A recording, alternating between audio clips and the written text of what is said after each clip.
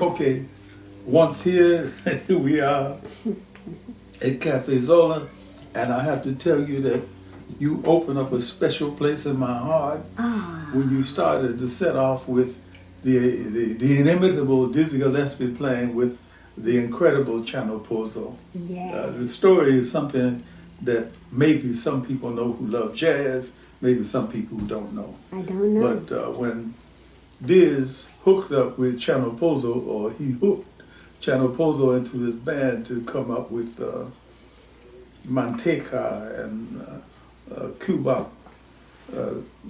Oh man, it rings me out because that's what I grew up on. Oh. Yeah, it's one of the things that started me to writing to music. Oh, really? Yes, yes. So when you write, you listen to music? Oh. If I don't, I'm sick. Oh, my. Or crazy or something like that. I would suggest that to other beginning writers. Pick some favorite music. I don't care whether it be Beethoven's Fifth or Shostakovich Violin Concerto or whatever. Really? You know, gamelan music, sitar music from India, sarod, the tablas.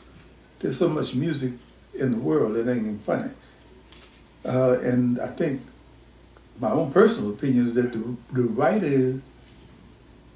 writing style is very often dependent on the rhythm of the music being played. So sometimes I can think of listening to Ravi Shankar when Ali Akbar Khan starts that, Okay, and right. the rhythm goes tin tal or rupak tal, 16 beats to the measure, rupak tal, 17 beats to the measure, and subconsciously you begin to write faster because that's where the rhythm is taking you.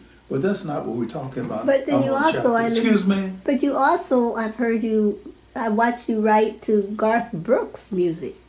Well, music is music. Oh, okay. That's the point I'm trying to make. I don't care what genre it is. It means that it is musical and it's music. It's musically altering. Okay. You know, I really feel sorry for people who don't like music. I feel sorry for the ISIS and Taliban. I really feel sorry for them. Yeah. I mean, there's certain gifts. yeah, I mean, it's like a whole gap in your. Well, wait a minute. Am I right? Am I reading chapter 6? Are you am I reading? going on and on? No, you're reading philosophizing chapter 6 of Ghetto Sketches, which That's is what I'm reading. presently out of print and hopefully will be reissued in 2019. Yeah. All right. Please, chapter 6, please. But I had to say that because, you know, you have the inimitable propensity to lay out this wonderful stuff and just be very modest about it. So I thought I would compliment you Well, thank you. by saying, Thank you. Manteca! My Odie. Don't you miss Diz with his big cheeks blowing? Oh, yes, definitely. I think a lot of women miss Diz Zygomatic artist. with his big cheeks blowing out. Yes. A lot of fun. That man blew so much trumpet, it was incredible. This particular chapter is called The Pink Lady Himself. Oh. And I'm going to give a brief explanation about it. It's chapter 6. Those who remember what was in chapter 5 will remember. Those who didn't read chapter 5, didn't listen to chapter 5, didn't see chapter 5, well, shame on you. Moving on up. Chapter 6. If you go back to your remote and retrieve it, you might find it. It starts like this. The Pink Lady himself, and I'm saying here in the program note, the Pink Lady, a.k.a. Miss Mayflower, picks a sore spot on the ghetto's nose. Not all of the folks are homophobic, but some are. And I'll take it from there. Trip lightly, sweetheart, and take pride in the idea that you are one of the few flowers allowed to grow, develop, and blossom on the ghetto streets. Trip lightly, sweetheart, trip lightly.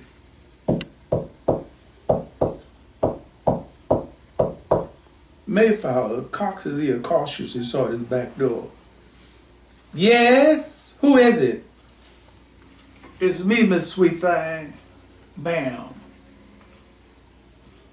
Mayflower places the lid on the pot of greens he has been stirring, touches the finger curls at his ears, and swishes to the door. Shorty PJ top open to his navel. He opens the door halfway, poses seductively. Why are y'all coming to the back door? Must have stolen something. No ma'am. Baby June answers, scratching the side of his face absently. We're just peddling magazines to try to get through college. Can you dig it? He brings his other hand up from behind his back with Miss Moore's purse in it. Baby!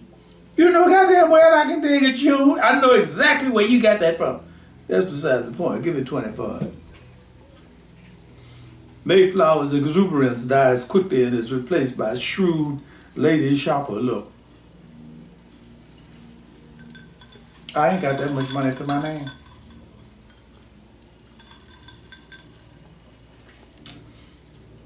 Oh, come on now, sweet thing. This is us.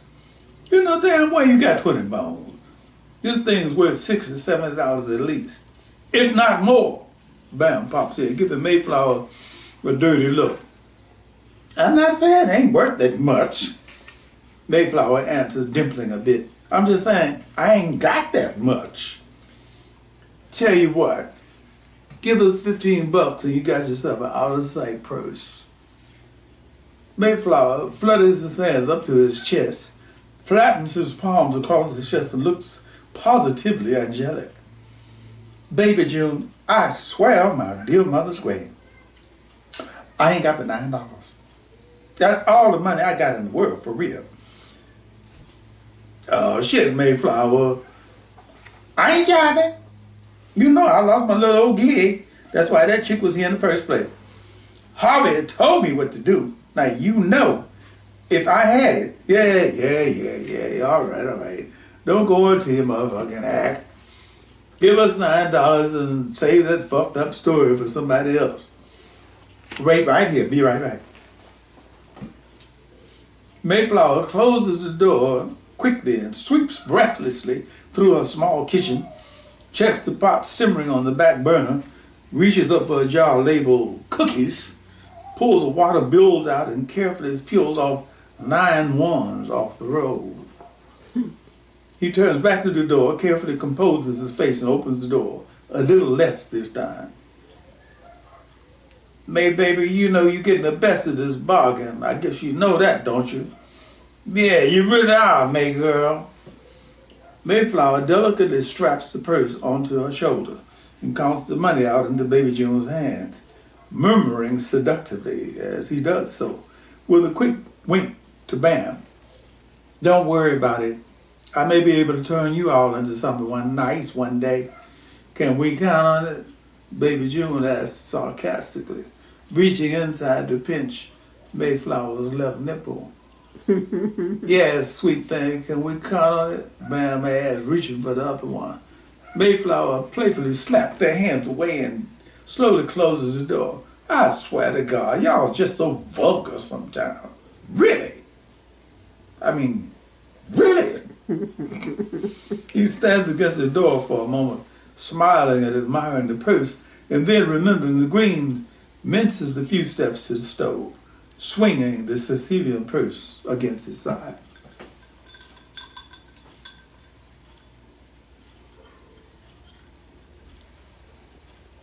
Luberta picks up a pencil, scribbles a couple of words, erases one, sticks the pencil into her afro, and sits back with her chin propped on her fist. This is pre-laptop time. Just thought I would add that so nobody would think that we are trying to cheat anybody. Her contemplative mood is broken by the sound of the front door opening and being slammed shut, followed seconds later by a gruff baritone. Luberta! You gonna stand there scribbling all night? Or you gonna come in here and eat with us like people? I'm coming, Daddy. Roberta calls back with a tolerant smile on her face, scribbles a couple of more final words, stacks her pages into a neat pile, and with obvious reluctance, strolls into the family dining room kitchen. Mr. Ed Franklin, robust, gruffy, top lip framed by a thick walrus-shaped mustache, sits at the head of the round table, dinette set, wolfing down spaghetti, meatballs, and round, medium-sized pieces of hot water cornbread. He pauses in his eating to glare at Blue Bertha. Where are you gonna sit down and eat? Or just stand there in a daze? Act like you've been smoking them funny cigarettes sometimes. Don't you, Charlotte? Better not ever let me catch you with one of them things in your mouth. Ed Franklin's comments occur between mouthfuls of food, washed down with grape Kool-Aid.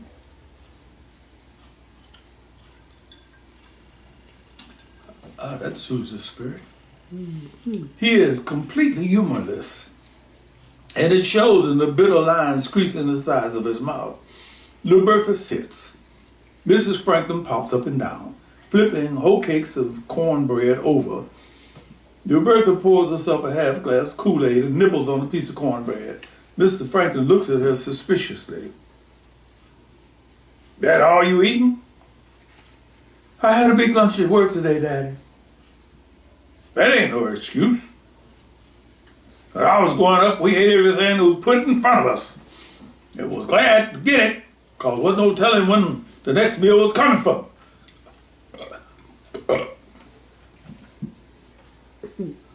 Guess Roberta's trying to save her shape head. Too skinny now. That's what's wrong with these young ones these days. Take everything for granted. Wouldn't be trying to save her shape if there wasn't no food on the table. Keep it up, and she ain't gonna have no body, let alone a shape.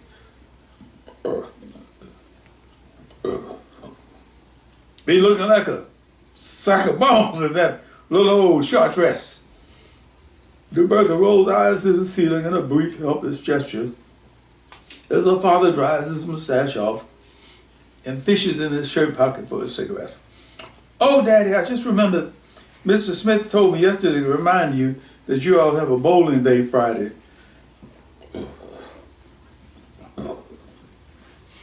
If he can get out of the house, you mean? Mrs. Franklin bustled about the kitchen, clearing dishes from the table, taking little cleaning swipes at the refrigerator, the kitchen sink, any place it seems might harbor a smudge or a stray crumb. Roberta, are you going out tonight? Oh, sorry. Roberta, are you going out tonight? Mrs. Franklin asked, swiping a stray crumb in front of Roberta. Just out to the club for a while. Mr. Franklin, lighting his after-dinner cigarette, frowns through the haze of his first puff. What's all these clubs? That's all I've been here about for the last month or so. Club this, club that. Club, what club? Well, we had a creative writing club in school, and when we graduated, some of us decided to organize a group of our own. You know, people who were really interested in writing. Old man Adams is giving us his use of the storefront till we find something better. Mr. Franklin gives Roberta an intensely skeptical look and seemed to be on the verge of going off into a number when the doorbell rings.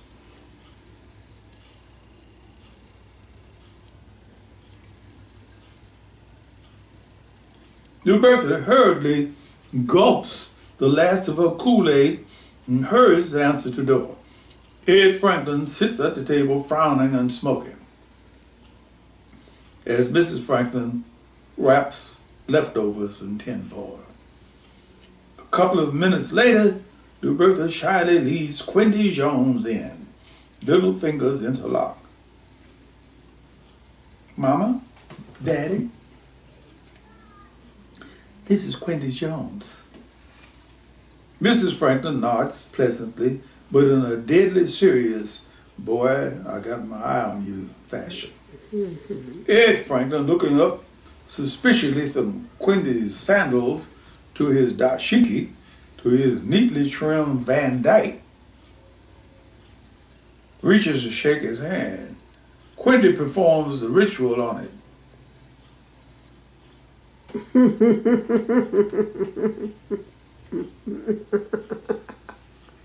All right. Ed, Got it. Ed Franklin looks displeased and puzzled. Charlotte Franklin has a quick smile behind her hands and asks Quindy, would you care for a bite to eat, Quanjo? Quindy, Mama, Quindy. Quindy shoots Roberta a small rap on the knuckles look. No thank you, Miss Franklin, I ate a while ago. Roberta takes a glance at the crease in her father's forehead and turns to Quindy. What time does the workshop start tonight? 8 o'clock. We better be going then. It wouldn't do for the man in charge to be late, would it? I got a few more poems. Actually, a new poem. Be ready in a minute. Quindy smiles uneasily at Mr. Franklin. Sit down. Sit down. You know how these women are. And you know what all that bush Lou Bertha has on her head these days, she's going to have to play with it for a while. Mrs. Franklin discreetly makes her disappearance, taking another quick, objective look at Quindy. The two men sit across from each other awkwardly. Quindy drumming his nails lightly on the tabletop. Mr. Franklin lights another cigarette, offers Quindy one. He nods no.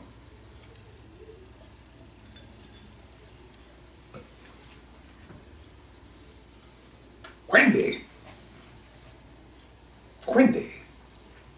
What kind of name is that? That what your parents named you? It's an African name, Mr. Franklin. No, my parents didn't give it to me. Well, Mr. Franklin leans across the table aggressively, twin dragon streams of smoke blowing from his nostrils. How come you go around calling yourself something your mother and your father didn't name you? I notice a lot of you young folks is doing things like that, changing your names and whatnot. Roberta was talking about, Quindy interrupts smoothly, maybe it's just that we feel that that's closer to where we're at. What you mean? What you mean, where you at? You in the United States of America, young man. And it don't make sense to add any more confusion to what we already got with different names and stuff. Quindy's jaw muscles twitch slightly as he folds his arms on the table. Look at it this way, Mr. Franklin. I'm not talking about geographical location. I'm talking about where I feel my soul comes from, which is a far, far different place that the white power structure here has ever wanted it to be. Mr. Franklin sits back slowly in his chair, his temper obviously threatened to overwhelm him. Hell, sounds like to me. Roberta, lurking just beyond the kitchen, sails in. Her father's developing anger, acting as a cute. Quindy, I'm ready. We better go before we're late. Mr. Franklin grumbles incoherently into his mustache as Quindy shakes his hand again, straight arrow this time, and nods goodbye to Mrs. Franklin, who quietly materializes. I hope we can continue our conversation another time, Mr. Franklin. Good night, Miss Franklin. Good night, Kwanji. Y'all be careful now. Roberta, don't be out too late, you hear? Don't worry, Mama. I'll be home right after the club meeting. She pecks her father affectionately on the cheek. He nods grumpily, looking black father in the ghetto mean. Roberta and Quindy split. Ed Franklin goes to the refrigerator, pulls out a brew, pops the top, and sits back down at his place at the table looking moody.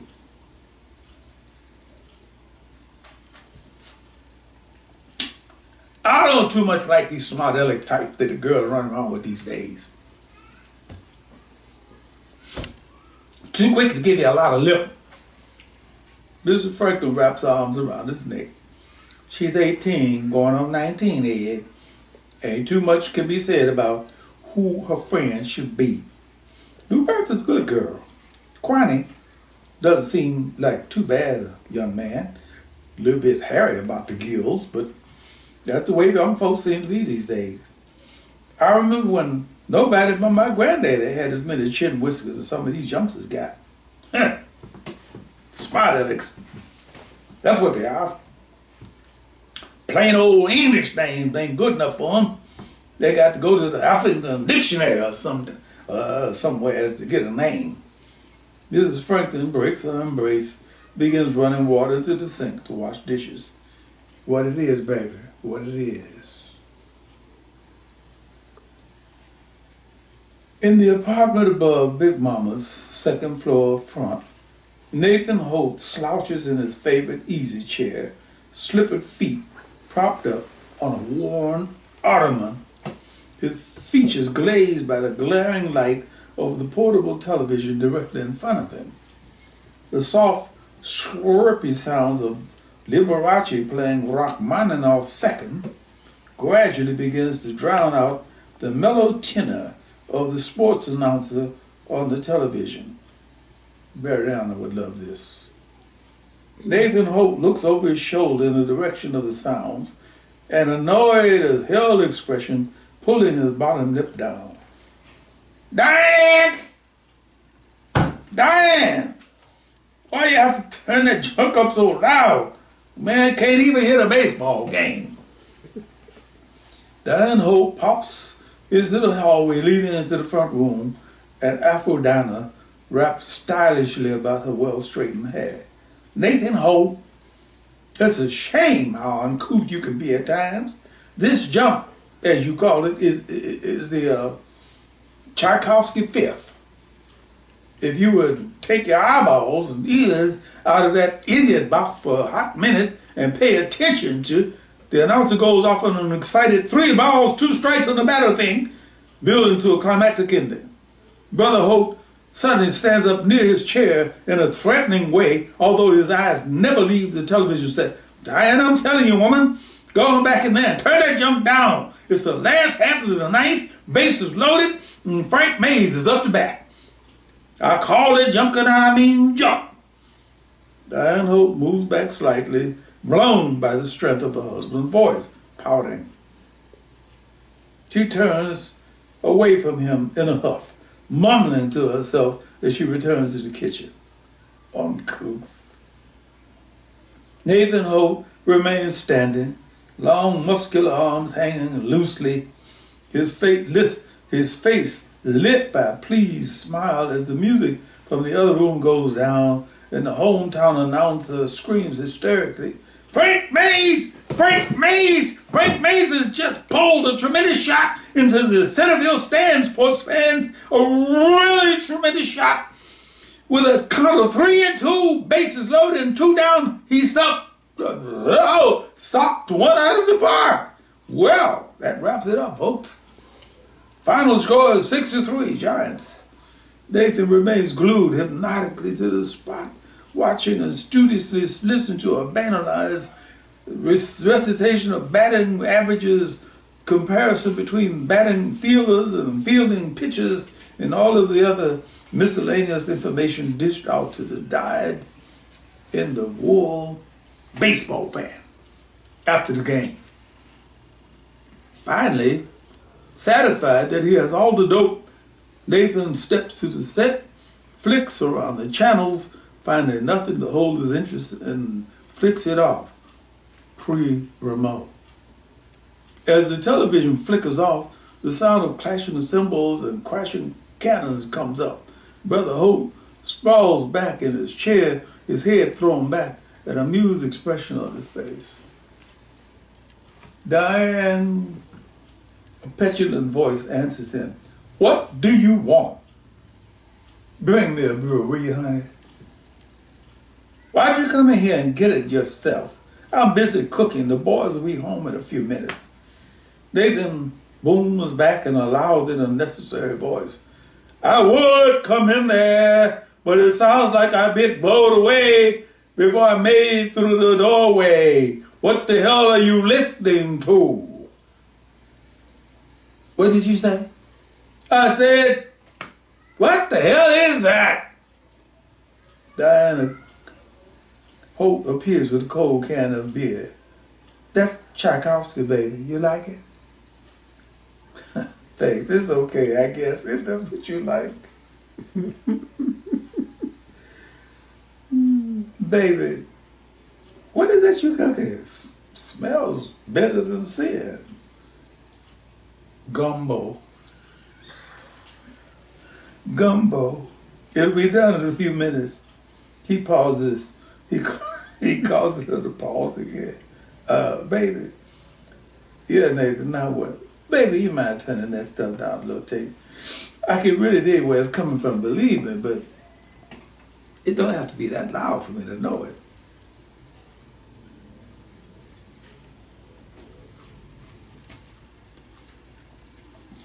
Dan walks on, scowling.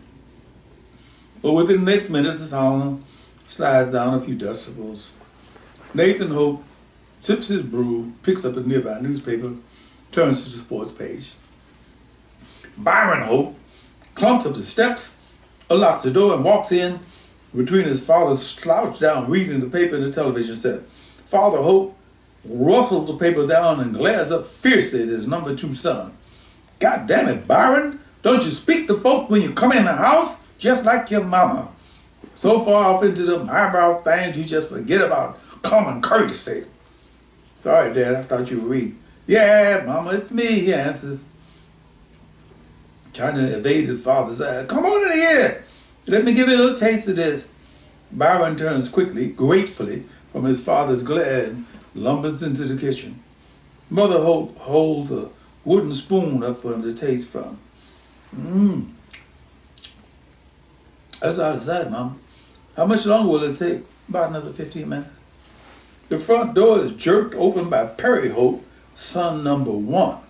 He bounces over to stand in front of his father. Who won the game? Nathan Hope lowers the paper slowly, revealing a wide smile. You know the Eagles didn't, and there wasn't but 2 teams playing. Now I just leave it up to you to guess who won. Perry digs down into his pocket with mock tragedy stamped on his face and slams 2 $2 bills into his father's outstretched hand. Thank you, old bean. Better luck next time. Nate, set up that card table there. We can eat in the front room.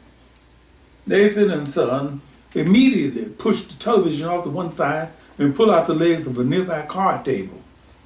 Byron bumps through the hall from the kitchen with 2 chairs, nods to his brother. Perry brings 2 more out of their bedroom. The men sit down at the table eagerly, Perry and father talking sports, Byron half listening, bored.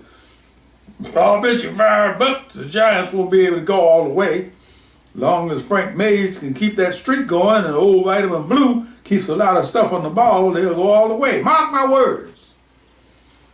Diane Hope trips in with 3 bowls and spoons, returns with a large, uncovered serving bowl brimming with savory gumbo. Conversation ceased as the men get down. Diane brings in another brew to her husband and a large bottle of red soda pop for herself and the boys. Sits briefly, and remember, turns to the kitchen for a king-size box of saltine crackers. Gumbo is real good with saltine crackers. Believe you me. Oh, is that it here? Mm-hmm. Oh. Mark my words. Diane Holt chips in with 3 bowls and spoons, returned with a large uncovered serving bowl brimming with savory gumbo. Conversation ceases as the men get down. Diane brings in another brew to her husband, a large bottle of red soda pop for the boys, sits briefly, and remember, returns to the table with a box of saltine crackers. Yeah. Something operatic spoons itself in from the AM, FM radio in the kitchen.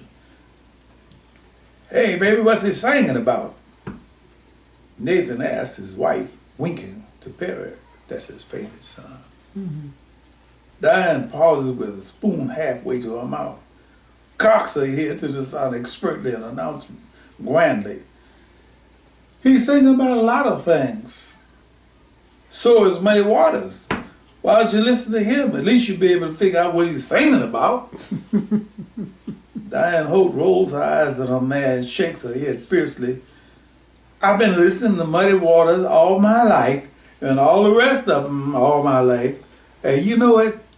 I think we need to get into higher, different level of things. Can't get no higher than Muddy, baby." "Not only that, Mama," Perry breaks in, "Muddy is black cultural nationalism. And today, especially today, we need all that we can get." The table is momentarily stricken. Nathan Holt looks at Perry as though he had poured a glass of ice water over his head. Mrs. Holt, looking vaguely puzzled, starts away from the table. "Anybody want anything while I'm in the kitchen?" "Man, you know something?" Byron points an emphatic forefinger at his brother. "That's all you and Abdul, Ojan Kasi, Quindy, and all the rest of you dudes be talking about. Cultural nationalism. Black this, brother that, and all the rest of the trips y'all be going on. But I don't see anybody doing anything but talking, just talking. That's all I hear. Y'all got a slogan for everything. I get tired of hearing it myself. Oh, come on now, bro. I wonder where your head is sometime. If you come to your true self and really recognize where blackness really is, dig it. I hear y'all talking about blackness, black unity, black love, black us, and all that. But you know yourself that mama or any other woman in this neighborhood can't even walk around the block by herself without running the risk of being knocked in the head or worse. If y'all really meant what you were talking about, what you were saying, none of us would ever have to be afraid of getting ripped off, not in any black neighborhood. If, shut up you two and eat your supper, I didn't fix gumbo for y'all to sit up here and argue over it. Perry, anxious to get his point in, ignores his mother. I bet you one of these integration-minded brothers who like to see Whitey remain in control is Father Holt's jaw muscles freeze as he stares huge daggers through Perry's head. His words are even and cold.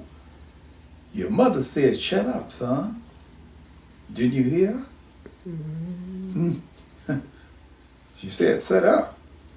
The eating is resumed in strained silence. Byron, did you say you want to go to the concert with me? Byron glares fiercely, defiantly at his brother. Yeah, Mom, I'm going with you. Nathan Holt strokes a happy spoonful of good gumbo through his jibs, good-natured return. Y'all better hurry up if you don't want to be late. What you do, Diane? Give you some more of them music appreciation concert tickets? Mrs. Rossini did give me some concert tickets, and they are not music appreciation tickets. They're real tickets to a real concert, and furthermore, if you ask me, I think we all should be going. Nathan Holt checks his wife out with a sarcastically raised eyebrow. I went with you over to St. Luke's First African Presbyterian to listen to them sedity niggas sing spirituals. Like they had dicks up their butts. That was bad enough. I'll be damned if I go listen to the real thing. Y'all go in and wait. You're going to have to wait a little long for me to start playing white folks. I ain't been a nigga 46 years for nothing. You understand what I'm saying? I sure as hell wouldn't want to waste all that hard training and go to work. Nathan Holt, swear to God, sometimes you better get on, baby. It's about 8 now. I know the daggone thing probably starts at 8:30, the way all them things do. It wouldn't do for 2 boots to stroll late. Diane Holtz looked at her husband as devastated. She crumbles a finely She crumbles a final cracker up in the gumbo, gives her spoon a neat twist, and flicks it into her mouth, gets up and rush. Hurry up, bye. Your dad is right for once. Why don't you wear that tie Iris gave you for Christmas? Perry and his father exchange knowing smiles as they watch Byron squirm away from the table, a frown creasing his face. Diane Holt disappears into her bedroom, Byron into his. The Holts, father and son, sit at the table lounging. Father pulls out a pack of cigarettes, stifles a belch, and passes the pack to his son. Go on, boy. I know you're smoking.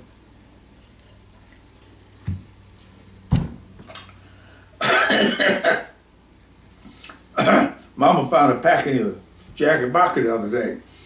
You gotta be careful with that tobacco, though. It'll cut your wind if you smoke too much. Perry, with a sheepish little grin, takes the cigarette and lights up. They sit at the table, bellies full, smoking, talking sports talk. If you could have seen Sugar Ray in his prime, I'm telling you, he was something else. Used to lay him out dancing backwards with his left hand. Closest thing they've ever come to it is Muhammad Ali. Yeah, I've seen some old fight films of Sugar Ray. He really was a bad dude. Diane Holt reappears, a bizarre little hat tilted off to one side of her head. Gives Perry smoking of the cigarette the disapproving look and pecks the old man on the cheek. I got a peach cobbler in the stove if y'all want some dessert. Oh, and Nate, don't leave those dirty dishes on the table. You know how bad these roaches is. Perry, you hear me? Put them in the sink and run some hot water on them. Oh, and go on, woman. Get out of here and go to your concert. All right, I'm going. I just thought Nathan Hope turned his smoothie, curls his arm around his woman's waist. Go on, honey. Y'all have a good time listening to them white folks' music. Us niggas is just stay here and clean up. Don't worry about a thing. Don't worry about nothing. Nathan, I don't know what to do about you sometime. Bye, come on, boy. We're going to be late as it is. Byron slouches out of the boy's bedroom, a vulgar, out-of-fashion tie knotted around his neck and a pair of new, unbroken shoes on his feet. He waves coolly to his brother and father on his way out. Brother gives him an exaggerated black power salute. Father Holt simply shakes his head from side to side, looking theatrically sad. What is the woman that done the boy? The two of them sit quietly at the table, listening to the concert goers' footsteps going down the stairs, and then uncontrollably they begin to snicker softly to each other, and finally, unable to hold it down, Nathan Holt lets loose with a real particular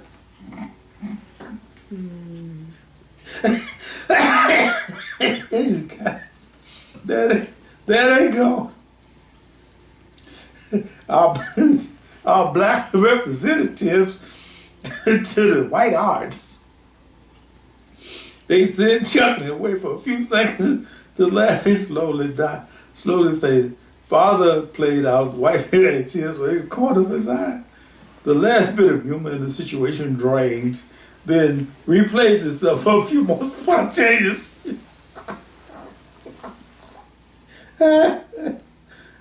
I got to go to some homework that I'm falling behind in my math. Yeah, okay. You got to keep those grades up. You could be batting 1,000. They still wouldn't want to give you a scholarship or nothing else for that matter. Not if you don't crack them books. Right on. Well, I'm off into it. Perry goes to the kitchen for a glass of water, wanders to his shared bedroom, puffing on the fag end of his cigarette. Father Holt takes the dishes into the kitchen, turns the radio off with a quick, vengeful twist, takes another brew from the refrigerator, and returns to his easy chair. He sits, sipping his brew,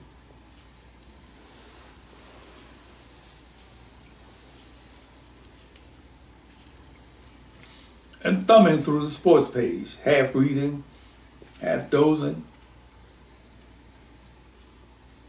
And then half listening after a while to weird sounds seemed to come from several different directions at once. Father Holt looks up from the paper to the kitchen, puzzled, passes into the kitchen to reassure himself that the radio is off, checks it, leaves the kitchen frowning, tips over to Perry and Byron's bedroom door and listens closer for a minute. Perry? Yeah, Daddy. Mr. Holt opens the door a cautious 6 inches, wrinkling his nose up at the heavy smell of sandalwood incense. What's that you listen to, son? Oh, that's a Chouard du Spliv playing a thing called Interplanetary Discussions. Who's doing what? It's a CD by Chouard called Interplanetary Discussions. Father Hope slowly closes the door, his lips forming a large "oh." He returns to his easy chair, sipping his brew, looking puzzled and frowning as he mumbles savagely to himself. Ain't that a bitch? A damn CD named Interplanetary Discussions. He shakes the crinkles out of his newspaper and reads on, squinting at the words slightly more than necessary. Interplanetary Discussions. And that ends chapter 6. It started off with Mayflower and then went a couple other places, which is what always happens in this neck of the woods. And I'm not going to say anything about that beyond that. A lot of diversity in the Ghetto. That's the word I've been looking for. Diversity. Thank you. Thank you. It could only happen here at Cafe Zola. Yeah. Casablanca tonight is on tonight. Oh, Yeah, looking and forward. it's funny because I think of Casablanca and I think of Cafe Zola. Why? The only distinction that I would like to make is that I think more things of diversity happen in Cafe Zola. Cafe Zola than ever happened in Casablanca. What happened to Dooley Wilson, who was playing the piano so wonderfully, and then at the end of the thing, Casablanca, everybody's seen it 300 times. Right. At the end of the thing, he has just disappeared. I know. And Humphrey Bogart wanders off with Captain Renard, Claude Rains. But the hotel was supposed to be sold, and Dooley was supposed to keep his job. So, hopefully, Dooley's still playing. Uh-huh. Well, let's see here. You have Odie Hawkins' book, Ghetto Sketches. And can I see it? Oh, Ghetto Sketches. Right, okay. Ghetto Sketches. It is currently out of print. However, it was on Amazon for $75. And it is our hope to reprint it in the coming year. You also, if I might add this, you also made mention of the fact that a couple of books that I've written are now more available On Barnes & Noble. on Barnes & Noble. As well. What are the books? I believe I know it was a Snake Doctor, and I think it was Kwanzaa for Conrad as Kwanzaa well. for Conrad. Uh-huh.